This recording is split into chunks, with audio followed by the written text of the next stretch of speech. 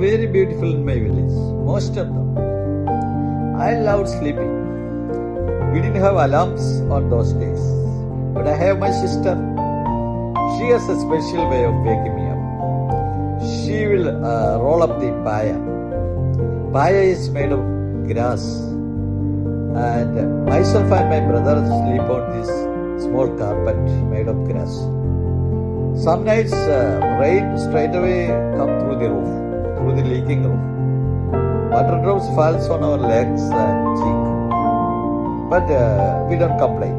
We adjust to it. The moment I wake up, I usually get out and jump into this yard, the sandy yard. The hens there may be chasing beetles. Some beetles may be hovering over the Nandiyarvattam flowers and plants. I sit under the hibiscus tree near the fences. I will have some burned husk of paddy that will be kept in a small bag in corner of my house. It will be hanging there. I use it for brushing my tooth. I know my brother will be watching whether I am doing it properly or not.